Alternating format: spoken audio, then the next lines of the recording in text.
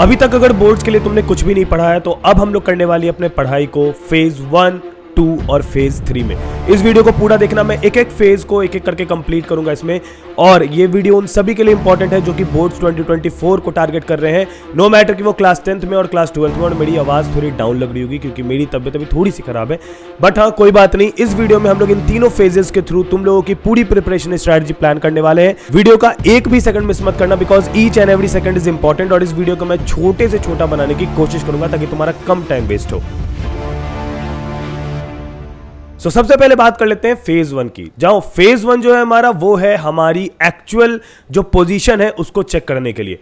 सबसे पहले क्या कर लो, एक टैबुलर शीट बना लो। तुम उसको अपने लैपटॉप पे बना सकते हो, तुम उसको नॉर्मली पेंसिल पेन से भी बना सकते हो, जो भी तुमको मन करे कॉपी पे बना लो। और उस टैबुलर शीट में तुम वो सारी डेटा को लिखो, यानी कि जितने भी तुम्हारे सब्जेक्ट हैं, उसके जितने भी चैप्टर तुम्हारे बोर्ड्स में आ रहे हैं, उनको एक लाइन से लिखो। बगल में 3 कॉलम्स बनाओ और उसमें लिखो, एक में कि तुमने टी लिख दो जिसका मतलब है कि तुमने थ्योरी पढ़ लिया, एन लिख दो जिसका मतलब है तुमने एनसीईआरटी बना लिया है, और उसके बाद पीवाईक्यू लिख दो, इसका मतलब है कि तुमने एनसीईआरटी के अलावा वो क्वेश्चन है जो प्रैक्टिस कर लिए हैं। अब उसके बाद जितने भी तुम्हारे हो चुके हैं चैप्टर, जिसकी तुमने थ्योरी ही पढ़ी हो क्यों ना, जिसका थ्योरी तुमको समझ में आता है, जिसके लेट्स सपोज नोट्स भी तुमने बना लिए हैं, तो उन सभी सब्जेक्ट के, उन सभी जो तुमने इंडेक्स बनाया है उसमें टिक लगा लो कि तुमने किसकी किसकी थ्योरी कर ली और किसकी किसकी नहीं करी है। अब मैं ये भी लेके चल रहा हूं कि यहाँ पर 95% बच्चे ऐसे हैं जिनका एक भी टिक नहीं लगने वाला, यानी कि उन्होंने अभी तक कुछ भी नहीं पढ़ा। तो फेज 1 में जो सबसे इंपॉर्टेंट चीज है वो यही है कि तुम्हें एक सेल्फ रियलाइजेशन हो जाए कि कितना काम तुमने कर रखा है और कितना काम पेंडिंग है। और अगर कुछ भी नहीं करा तो भी कोई दिक्कत नहीं है, इस वीडियो में उसको भी हम लोग समझेंगे। लेकिन the most important thing is कि तुमने कितना काम कर रखा है और तुम्हारा कितना काम पेंडिंग है अभी, उस चीज को हम लोग सबसे पहले एनालाइज करेंगे।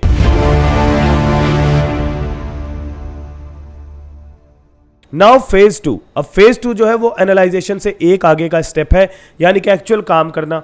अब देखो, सबसे इंपॉर्टेंट बात है कि जो हमारे दिमाग में आ रही होगी वो ये है कि अगर हम लोग अभी पढ़ना स्टार्ट करेंगे तो कहां से करें। हमारे पास काफी ऑप्शंस हैं, मैंने भी काफी बता रखे हैं।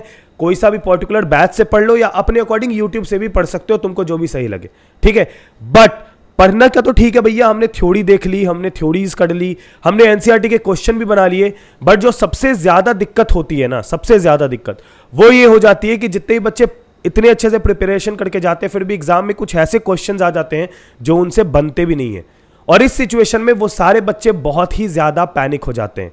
आपको मैं बता दूं कि आप लोगों को गुड सेट ऑफ क्वेश्चन बनाना बहुत ज्यादा इंपॉर्टेंट है if you really want to score in boards 2024, अगर वो 99% वाला मार्क को अचीव करना है तो मेरी बात सुन लो। सबसे पहले एनसीईआरटी के साथ तुम्हारे पास एक बहुत ही भयंकर टूल होना चाहिए जिसमें वो सारे क्वेश्चन प्रेजेंट हो जिसके एग्जाम में आने की सबसे ज्यादा चांसेस है।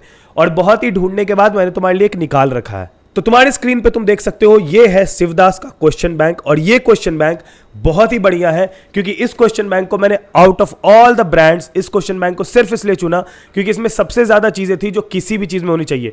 सबसे पहले तो तुम देख सकते हो इसमें गुड सेट ऑफ क्वेश्चन है। जब तुम इसकी विड्थ देखोगे भाई, बहुत ज्यादा अच्छे चुनिंदा और वही क्वेश्चन है जो 2024 में आ सकते हैं। बेसिकली अगर तुम इसकी सारी क्वेश्चन करते जाओगे ना तो तुम्हारा बोर्ड्स 2024 का एक भी क्वेश्चन नहीं छूटने वाला, क्योंकि सब आएगा।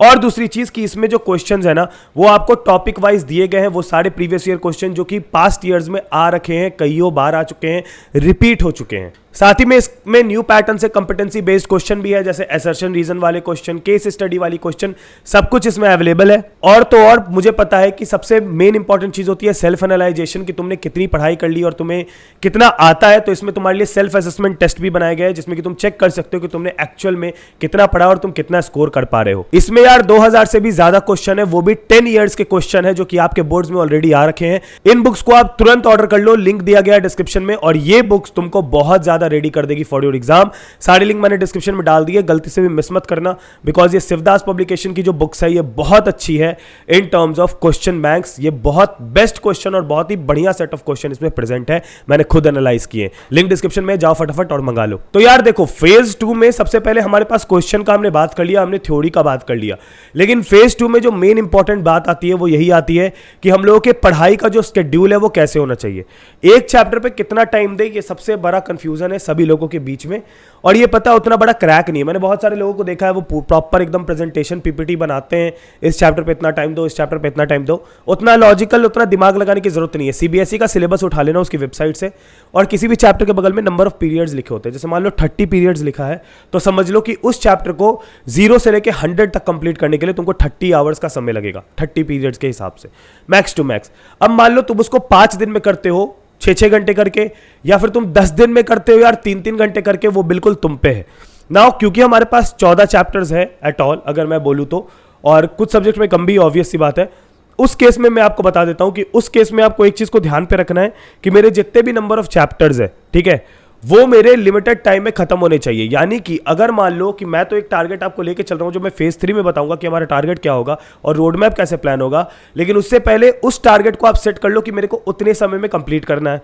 अब उसमें अपने नंबर ऑफ डेज देख लो जिसमें तुम पढ़ने वाले हो। ऑब्वियसली उसमें हॉलीडेज हटा देना, क्योंकि भाई कोई नहीं पढ़ता है दिवाली में, कोई भी नहीं पढ़ता किसी भी पूजा में, मैं जानता हूं बहुत अच्छे से। वो सब चीजें पहले ही साइड कर लेना। ये नहीं कि उस समय भैया पैनिक कर गए, उसके बाद उस समय बहुत ही अजीब लगने लगा कि अरे इस दिन तो मैंने लिख दिया था कि मैंने ये पढ़ना है और मैंने पढ़ा ही नहीं। वो सब चक्कर में मत पड़ो, ठीक है। बहुत ही अच्छे से प्री प्लान्ड एक स्ट्रक्चर बनाओ, अपने अकॉर्डिंग और अपने कंफर्ट से बनाओ, ये बहुत इंपॉर्टेंट है।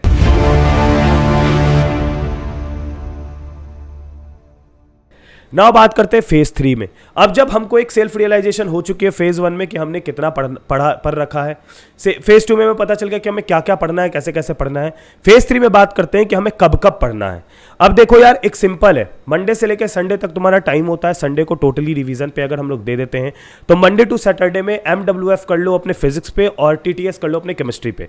अगर तुम बायो वाले स्टूडेंट हो तो सेम रहेगा, अगर कॉमर्स वाले हो तो उस हिसाब से अपना कर लेना डिफर। और जो तुम्हारा मेन सब्जेक्ट है, जैसे कॉमर्स वालों का अकाउंट्स, मैथ्स वालों का मैथ्स, बायो वालों का बायो, 10th वालों का जो भी तुमको लगता है कि तुम्हारा सबसे वीकेस्ट सब्जेक्ट है उसको डेली पढ़ लो। जैसे मैथ्स वाले बच्चे डेली MWF से लेके पूरा Monday Wednesday Tuesday Friday Saturday Sunday, हर दिन थर्सडे, हर दिन वो मैथ्स पढ़ेंगे, 2 ही घंटे पढ़ेंगे लेकिन पढ़ेंगे। बाकी अल्टरनेट डेज पे वो फिजिक्स और केमिस्ट्री को चूज कर सकते हैं कि मैं MWF में केमिस्ट्री पढ़ लूंगा, TTS में, ताकि तुम्हें एक दिन में सारा सब्जेक्ट भी ना पढ़ना पड़े, तुम्हारा सिलेबस भी प्रॉपर कंप्लीट होते रहे और तुम सेल्फ असेसमेंट का तुमको बहुत इनफ टाइम मिल जाए।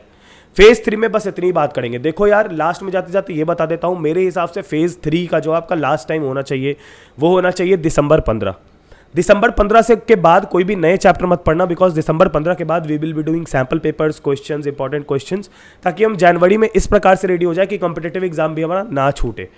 तो इसलिए बोल रहा हूँ इन सभी चीज़ों को ध्यान रखना और अपना एक स्केड्यूल बना के मेरे को जरूर कहीं ना कहीं भेजना। टेलीग्राम पे, इंस्टाग्राम स्टोरी लगा के टैग कर सकते हो यहाँ पे। तब तक के लिए अपना ख्याल रखना। आई होप वीडियो पसंद आई हो। बुक परचेज कर लेना क्वेश्चन बैंक वाली। बाय, टेक केयर, पीस, जय हिंद, वंदे मातरम।